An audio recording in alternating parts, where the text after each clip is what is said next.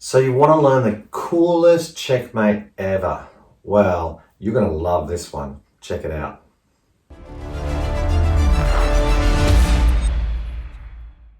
Hey guys, it's a Chess Shark here, helping you improve your game fast. If you're new to my channel, I would love you to subscribe. Alright, let's check out this super cool checkmate. Lots of sacrifices, lots of checks. I think you're going to love the ending too. So first move, pawn to f3, and our first check is on the king here, and no problem, little pawn takes, back, and king safe.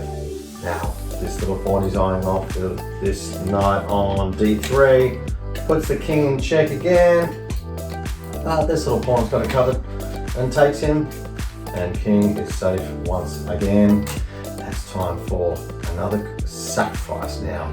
We'll move this bishop up to f5, put the king in check, but again, we've got a little pawn coming to the king's rescue, and takes bishop on f5, and king is safe once again.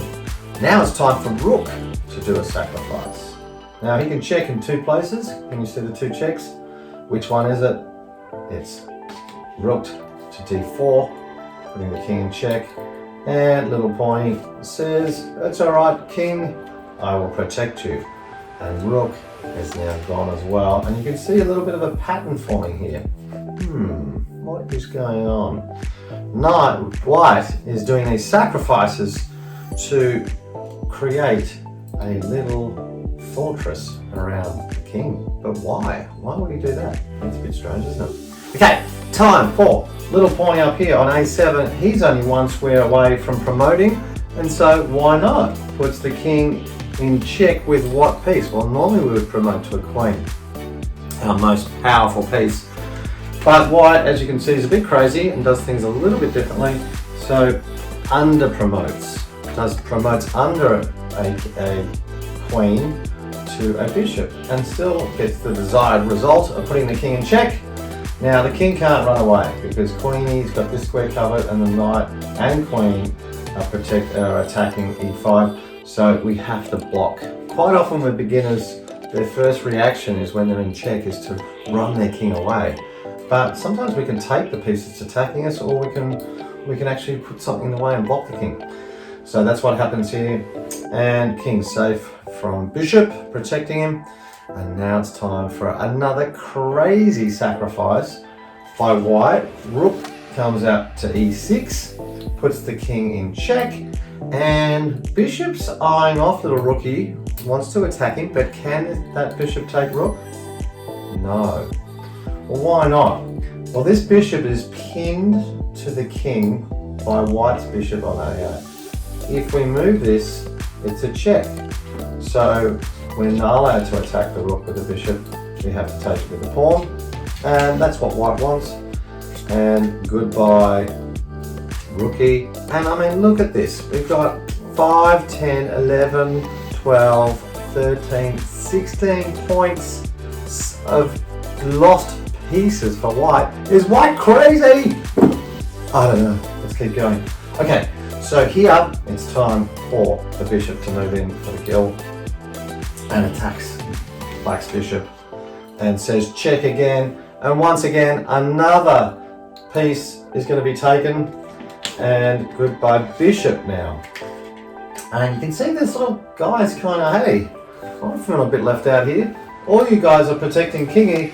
How am I going to protect you? I'm stuck here. But knowing white, he's going to get into there. Can you see the pattern of how white can potentially get this little pawn and fill up this little hole here? Have a little bit of a think. Well, again, it comes down to sacrifices. Knight to f6, puts the king in check, and little pawny takes. And now the final moves in this crazy game. Queen to e5. Checkmate, right? No. This little pawn can take it. All a part of white's master plan. And look at the king. The king's so happy. Woohoo! Let's have a party. I've got all my little pawnies in a fortress around me. I'm safe. Correct? Wrong. Not safe, because the knight is lurking, ready to jump in for the kill and checkmate. 2 checkmates. Can you see the 2 positions? 1, 2. G5. This is checkmate. Okay, these pawns, remember, are going down this way, down the board, so he can't take his attacking here. Knight, the power of the knight can jump over pieces, over the top, and the king cannot get out. He's wanting to get out of my way, little pawnies. I need to escape the check. Well, he can't, he's stuck. And this is called a smothered mate, okay? Deadly. The other square we could move to, can you see the other checkmate? It's just simply another check. Onto D6, okay? And now we have checkmate again, okay?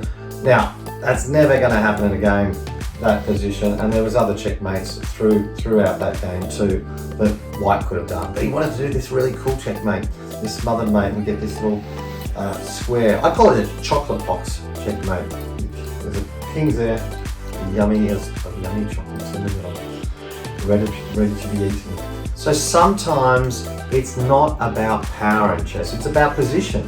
And if we look at this here, there's massive power for black. Black's got pretty much its whole army, and there's one lonely little knight on the board all by himself. But guess what? He's in a great position. He's threatening checkmate. So he jumps to which square? F7, and this is a more typical smothered mate that we saw earlier, where the king's smothered in the corner by his own pieces. So knight jumps out the top and it's game over. So I hope you enjoyed this video. If you did, please click the like button, and I would love you to subscribe to my channel. It's over from and out from the Chess Shark. I'll see you in the next video. Have fun in playing your games and keep on improving fast.